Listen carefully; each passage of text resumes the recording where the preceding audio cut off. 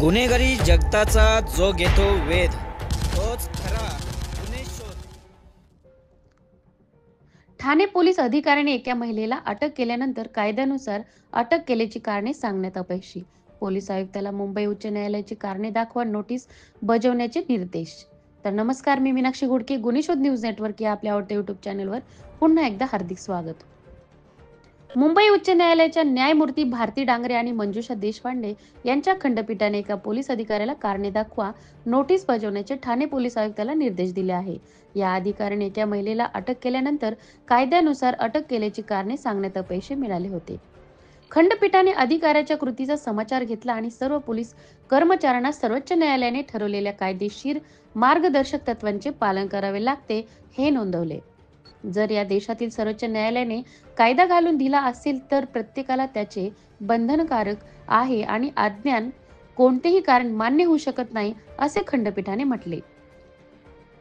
या प्रकरणात याचिकाकर्ता रिया अरविंद बर्दे यांना या वर्षी 26 सप्टेंबर रोजी उल्हासनगर येथील हिल लाईन पोलीस ठाण्याने अटक केली होती.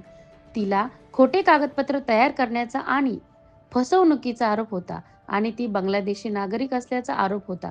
तथापि पोलिसांनी तिला अटक केल्याची लिखित कारणे सांगण्यात अपयश मिळाले, ज्यामुळे तिच्या घटनात्मक अधिकारांचे उल्लंघन झाले.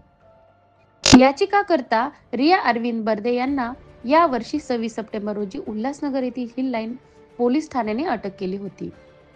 तिला खोटे कागदपत्र तयार करण्याचा आणि फसवणुकीचा आरोप होता आणि ती बांगलादेशी नागरिक असल्याचा आरोप होता. तथापि पोलिसांनी तिला अटक केल्याची लिखित कारणे सांगण्यात अपयश मिळाले, ज्यामुळे तिच्या घटनात्मक अधिकारांचे उल्लंघन झाले. बर्दे यांच्या वतीने वकील ऋषी भुता यांनी युक्तिवाद केला की या दुर्लक्षामुळे तिला तिच्या ताब्यात ठेवण्यास आव्हान देण्याची संधीचा नकारली होती.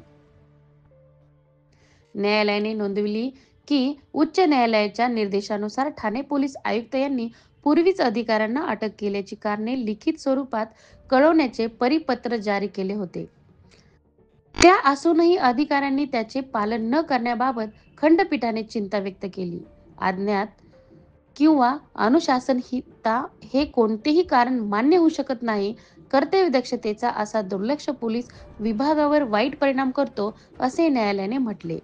न्यायाधीशांनी आयुक्तांना शिस्तभंगात्मक कारवाई करण्याचे आणि सर्वोच्च न्यायालयाच्या निर्देशांची सर्व स्तरावर अंमलबजावणी होत असल्याचे सुनिश्चित करण्यात आवाहन केले.